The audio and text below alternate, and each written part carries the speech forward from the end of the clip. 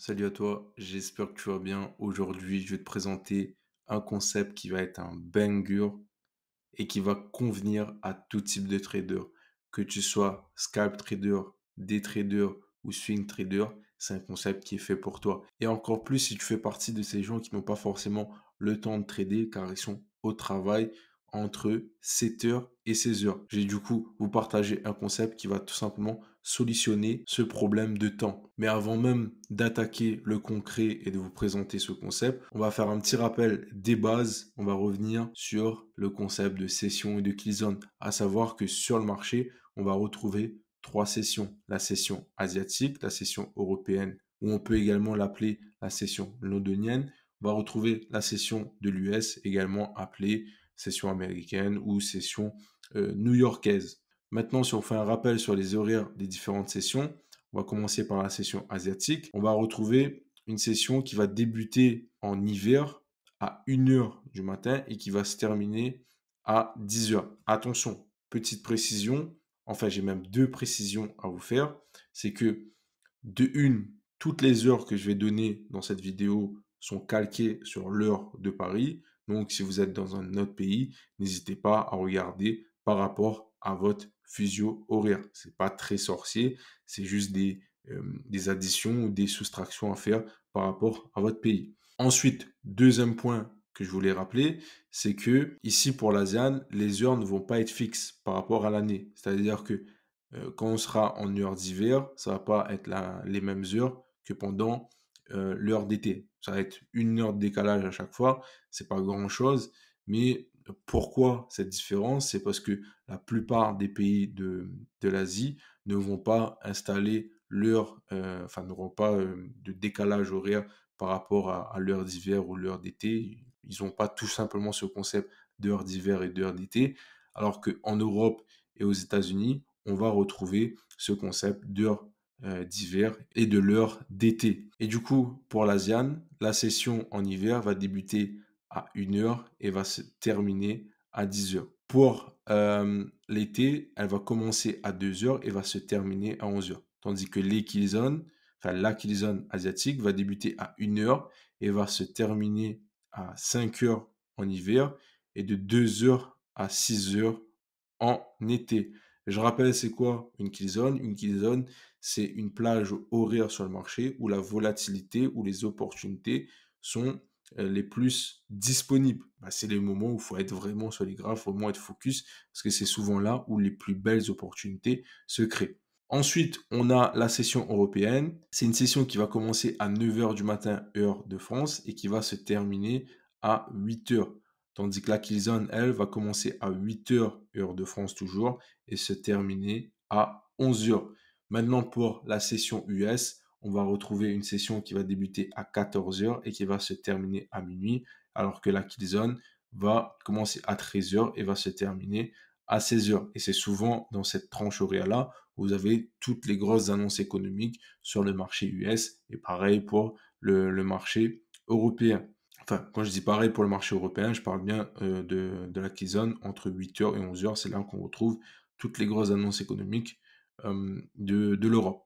Petite précision, cette semaine était vraiment spécifique parce que si vous avez mis votre attention dessus, si vous avez des indicateurs performants pour définir les kill zones et les sessions, vous avez dû constater que la session commençait à 13 heures et elle finissait à 23 heures. Et que la kill zone commençait à midi et se terminait à 15 heures. C'est une spécificité de cette semaine car l'heure d'hiver a une semaine de décalage entre l'Europe et l'US. C'est-à-dire que nous, on est passé en heure d'hiver depuis la semaine dernière, alors que alors que les Américains, eux, c'est que justement aujourd'hui, enfin dans la nuit de dimanche à, à lundi, qui vont passer en heure d'hiver.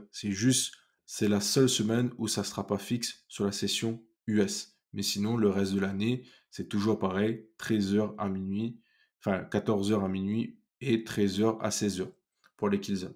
Voilà, c'était un petit rappel très important par rapport aux sessions et aux killzones. Maintenant, on va passer au concept que je vais vous présenter aujourd'hui et que j'ai baptisé l'After US KZ ou tout simplement l'After US Killzone après la Killzone américaine. La After US Killzone se situe dans la plage horaire de 16 h à 18 h. Vous voyez, c'est entre 16 h et 18 h qu'on va retrouver ce concept. C'est le moment où les traders de Londres et même des traders américains, mais c'est pour vraiment que vous schématisez l'image dans votre tête. C'est le moment où les traders de Londres clôturent leur position ou une partie de leur position sur des niveaux de liquidité clés qui ont été atteints. Regardez, je vais vous donner un exemple. Ici, vous voyez, on avait des highs, un arrêt, un test. Et là, pendant la kill zone, ici, en vert, avec le drapeau du Royaume-Uni, on retrouve la kill zone londonienne. Et pendant cette kill zone londonienne, vous voyez qu'on est venu récupérer la liquidité de ce high. Une fois que la liquidité de ce high a été récupérée, vous voyez que le marché, il chute. Et là, quand vous vendez à ce niveau-là, quelle est votre cible? Quel est le niveau que vous voulez targeter? C'est tout simplement les equal low qui sont là. Bien sûr, vous pouvez prendre un TP1 sur ce niveau-là parce que c'est un attaque, c'est une liquidité, hein. Mais ce niveau-là est notre liquidité majeure, les equal low. Vous inquiétez pas, je vais vous montrer des exemples concrets juste après sur les graphiques. D'abord, je vous explique schématiquement, théoriquement, comment ça fonctionne. Vous voyez qu'après avoir eu ce décrochage à la vente, c'est-à-dire que là, on a eu la prise de liquidité des highs, ensuite on a décroché, on a eu un chance baissier, ensuite on a eu un retracement en début de kill zone américaine pour ramener le prix sûrement sur un niveau de vente, par exemple ici le breaker block. Et vous voyez qu'ensuite, le marché, il repart à la baisse pour aller chercher la liquidité qui était ici, la liquidité des equal low. Et vous voyez que là, la cible a été atteinte. Et le marché se déplace toujours de liquidité en liquidité. Quand vous regardez ici, on a pris la liquidité du high pour ensuite aller chercher la liquidité des equal low. Vous voyez, c'est de liquidité en liquidité. Et ce qu'il faut comprendre, c'est que là, une fois qu'on a atteint cette liquidité, c'est ce qu'on appelle la liquidité cible, la target de liquidité, elle a été récupérée. Donc, ce qui est possible, et après, bien sûr, ça dépend des contextes du marché, il faut voir par rapport aux continuations, aux liquidités encore disponibles sur le marché et tout, mais ce qui est possible, bien sûr, avec des confirmations derrière, c'est que après cette prise de liquidité, qu'est-ce qu'on peut voir? On peut voir que le marché a pris la liquidité et donc, ce qui est possible entre 16 h et 18 h, c'est d'avoir un mouvement qui viendra retracer une partie ou même retourner selon bien sûr le contexte du marché. Si par exemple ici on revient sur une demand importante, ben là on serait potentiellement sur un retournement du marché pour continuer à l'achat si en HTF on était acheteur, ou tout simplement ici si on parle du fait qu'on était vendeur, ben là on serait plus sur un retracement du marché. Du coup là on peut voir, on va prendre l'exemple, on est sur un retracement du marché et que le marché est baissier. Donc ici on a les equals qui sautent et entre 16 h et 18 h, vous avez cette plage horaire où vous pouvez choper des trades vraiment intéressants. Et je vais vous montrer juste après sur les graphiques des trades que j'ai pu prendre pendant cette période-là. Et là, vous voyez que ben, justement, on a des setups qui vont se mettre en place dans cette tranche horaire. Et là, par exemple, vous pouvez acheter pour aller chercher dans un premier temps ce high qui est ici, et ensuite le high qui est ici. Potentiellement, ce high qui est ici va être l'inducement. Une fois qu'il saute, le prix s'appuie sur la supply zone et va rechuter, par exemple, pendant l'ASEAN ou London du lendemain ou encore l'US du lendemain. Peu importe, mais c'est que pour que vous compreniez comment ça va fonctionner. Ce qu'il faut comprendre, c'est que entre 16 h et 18 h, bien souvent, ce que vous pouvez prendre, c'est soit des retracements ou retournements, ou également des continuations du marché. C'est important de bien le retenir parce que là, ce qui se passe, c'est que les traders de la London et même les traders US ont tout simplement clôturé et ont encaissé du profit après avoir récupéré des equal low. Ils vont hedger leurs positions qui sont déjà à la vente ici. Ils vont prendre un achat pour hedger cette position pour ensuite potentiellement revendre par derrière si bien sûr le marché est vendeur. Et si le marché n'est pas vendeur, c'est une position acheteuse qu'ils vont prendre pour hedger la position vendeuse pour aller chercher beaucoup plus haut. Voilà, j'espère que ça a été clair, cette explication théorique. Maintenant, on va passer sur la pratique. On se retrouve sur les graphiques. On se retrouve maintenant sur le graphe pour vous montrer des choses beaucoup plus concrètes au niveau de ce concept de l'after US KZ, l'after US Killzone. Il faut savoir que moi, personnellement, pour tracer mes killzones et mes sessions, et cette fameuse after US Killzone, je vais utiliser également le même indicateur. Mais restez bien jusqu'à la fin de vidéo et je vais vous partager cet indicateur. Dans un premier temps, qu'est-ce qu'on va faire? Je vais vous montrer ce concept-là sans forcément l'indicateur et après je mettrai l'indicateur pour vous montrer encore plus rapidement. Si on regarde le dernier trade que j'ai pris, le trade de vendredi 1er novembre, vous voyez que là, je suis entré en position. Ici, à ce niveau-là, il était vers 14h30, en pleine killzone US. Alors déjà, pour cette entrée en position, pour faire très rapidement, vous voyez, on avait un adjustment ici qui a été pris. Ensuite, ici, on a eu un arrêt, un test, du coup, un fake qui s'est créé. On est venu reprendre la liquidité. On est venu réagir sur les niveaux des 50%. Et sur ces niveaux des 50%, on a eu des confirmations LTF, plus une confluence au niveau de la bougie breaker block. Attention, ne pas trader sur les niveaux des 50% n'importe comment. Il faut vraiment que vous avez déjà une maîtrise de la stratégie, une compréhension approfondie du marché pour pouvoir trader sereinement sur les niveaux des 50%. Maintenant, passons à notre sujet. Là, si vous regardez, outre le moment où je prends le trade, la plage horaire pour cette fameuse after US KZ, ça va être tout simplement entre, comme je l'ai dit, 16h, ok, ici, 16h et 18h. Ici. Du coup, je vais la tracer, comme ça, ce sera good, entre 16h et 18h. Voilà. Ok. Ça, c'est notre plage horaire du concept que je suis en train de vous parler depuis quelques minutes maintenant. Si vous regardez, qu'est-ce qu'on peut voir?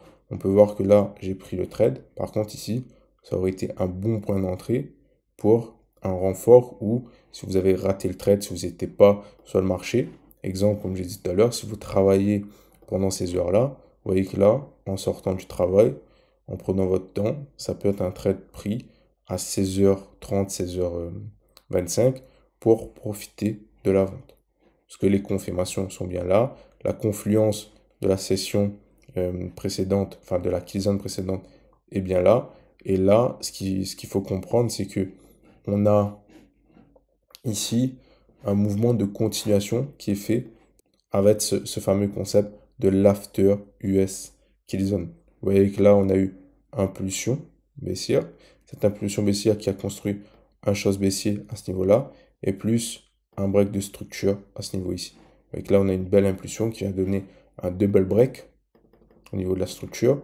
Et là, on peut voir que on est sur un mouvement de retracement déjà dans un premier temps. Et le prix, pendant cette plage horaire, va donner des confirmations pour pouvoir continuer à vendre et profiter de ce mouvement qui est ici, qui est quand même un mouvement plutôt intéressant. Exemple, si on a pour but d'aller chercher comme TP ce niveau qui est ici, qui était des niveaux de liquidité, le gars qui sort du taf, il peut prendre ce trade, par exemple, je sais pas, ici, on va vraiment mettre quelque chose au pif, déjà dans un premier temps, et aller chercher la liquidité que vous voyez ici. Et là, il encaisse son 8% en quelques minutes, quelques heures. Vous voyez, c'est assez rapide. Et ce qu'il faut comprendre ici, c'est que si vous regardez, je vais du coup mettre l'indicateur, vous voyez que là, on est passé... Attendez, je vais mettre comme ça, voilà. Alors, on a eu un mouvement haussier qui s'est créé pour venir récupérer la liquidité qui a été laissée par le FEI, le BCST. Une fois que la liquidité a été prise, qu'est-ce qu'on peut voir? On peut voir que nous avons eu higher high, higher low, lower high, impulsion, chose baissier. Et ici, retracement. Et à ce moment-là, c'est le moment de tir pour les personnes qui ont raté le trade tout en haut. Pour les personnes qui n'étaient pas disponibles sur le marché, entre 16h et 18h, en suivant la structure et les autres confirmations, ça peut être un niveau d'entrée intéressant. Et je vais vous montrer que c'est pas forcément que avec ce setup-là. Si on regarde par rapport à la journée de jeudi, regardez, vous voyez que là, on a eu un move baissier depuis l'Asian, hein. L'Asian ici qui est venu récupérer la liquidité de ce high. Personnellement, j'avais acheté ce niveau-là pour targeter ce niveau ici. Mais après, ensuite, j'ai pas pu suivre le marché. Je n'étais pas disponible sur la journée de jeudi pour le trader. Mais il y avait des setups intéressants à vendre ici. Et une fois que, vous voyez ici, New York a eu lieu, le marché a décroché et on a eu une belle vente qui s'est produite. On peut voir que, du coup, le marché est venu récupérer de la liquidité sur les lots, notamment ici et ici. Et vous voyez que une fois qu'on a récupéré cette liquidité et revenu sur une demand zone, qu'est-ce que le prix a fait? Même si c'est une demand zone temporaire, hein, il faut bien comprendre que sur le marché, il y a des demand zones clés, des supply clés et aussi des supply et demand temporaires. Et là, on est sur une demand temporaire et le prix viendra réagir à ce moment-là. Et vous voyez que là, contrairement à ici, si on prend les deux exemples, c'est pas forcément très intéressant de vendre pendant cette plage horaire de 16h à 18h, puisque la liquidité cible, elle a déjà été atteinte. Vous voyez ici, on a déjà récupéré ce niveau-là, on a déjà récupéré ce niveau-là. On a déjà récupéré pas mal de liquidité, du coup, c'est pas forcément très intéressant de vouloir vendre à nouveau ce niveau-là. Mais plutôt, là, vous voyez, entre 16h et 18h, qu'est-ce que vous devez comprendre à ce moment-là? C'est que le marché est revenu sur une demand zone. En revenant sur une demand zone, le prix nous a donné ici, on peut voir lower low, lower high, higher low, impulsion, short associé.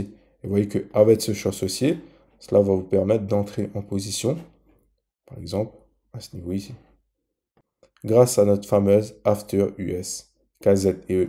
Si on va même en plus petite unité de temps, on peut le voir qu'il y a même un setup beaucoup plus tôt, en tout début, en tout cas de cette plage horaire. Regardez, le setup, il est ici. Vous voyez là, si on regarde, on a lower high, lower low, lower high, higher low, impulsion, short associé. Et là, vous voyez, le prix est retesté ce niveau qui est ici. Et après, du coup, le marché part à la hausse. Et là, l'objectif ici, il est clair, hein. Quand vous prenez un achat à ce niveau-là, l'objectif, c'est d'aller chercher quoi? C'est d'aller chercher le niveau de liquidité. Et le niveau de liquidité, il est là, c'est l'inducement. Donc, à ce moment-là, il était clair de vouloir acheter pour aller chercher ce niveau qui est ici. Vous voyez, là, ça vous donne une entrée ici, un TP ici, à 216 pips. Et ça, c'est un setup que vous avez pris après votre journée de travail et qui vous permet de rester quand même productif. Je vais vous montrer encore un autre exemple pour vous montrer que c'est pas du bullshit ou qu'on est vraiment sur des choses vraiment concrètes. Là, regardez. Justement, ça, c'est le setup que j'ai pris à l'achat. Du coup, on a eu la session new-yorkaise. Pendant la session new-yorkaise, j'étais en train de regarder pour vendre dans ces eaux. Je vais vous montrer ça. On a vu ce mouvement-là. Ouais, je voulais voir pour vendre ce niveau-là. Sauf que au final, j'ai vu qu'il n'y avait eu aucune réaction et que le prix avait pris la liquidité. Et ensuite, on est revenu créer un mouvement baissier. Et à ce moment-là, moi, qu'est-ce que j'ai fait? J'ai attendu que le marché vienne tout simplement me montrer est-ce que en plus grosse unité de temps, j'ai réellement des cassures. Je suis parti sur mon 15 minutes et là, je vois qu'en 15 minutes, si vous regardez le marché, on peut voir que ici, ce mouvement baissier qui est là, ne donne aucune cassure importante sur le marché, ne donne même aucune cassure baissière, concrètement. Donc là, ce que je comprends, c'est que on a un arrêt à ce niveau-là, un arrêt à ce niveau-là, un test qui s'est produit, on est venu passer au-dessus pour prendre une première fois la liquidité. Ici, le marché a recréé un arrêt avec des tests. En bas, on a travaillé les lots avec des prises de liquidité. Sauf que si on regarde le marché, à ce moment-là, on n'est plus sur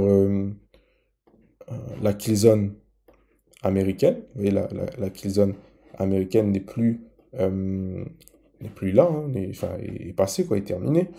Et si vous regardez, donc, je vais vous montrer ça, 5 minutes, vous voyez que là, ok,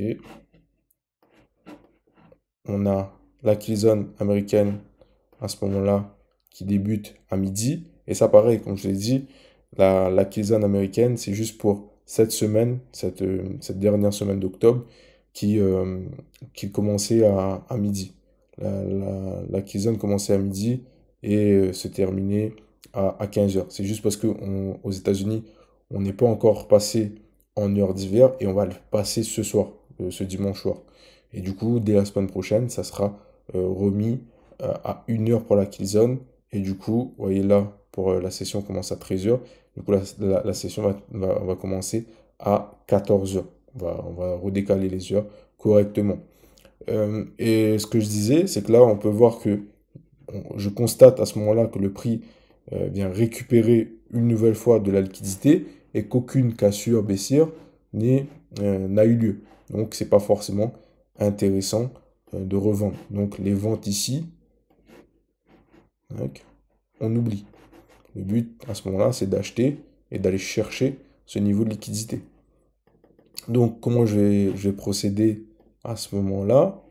Vous voyez que là, je suis hors de ma kill zone, mais ça ne va pas m'empêcher de trader parce que je sais que ici, bon, les traders londoniens ont déjà encaissé leur position.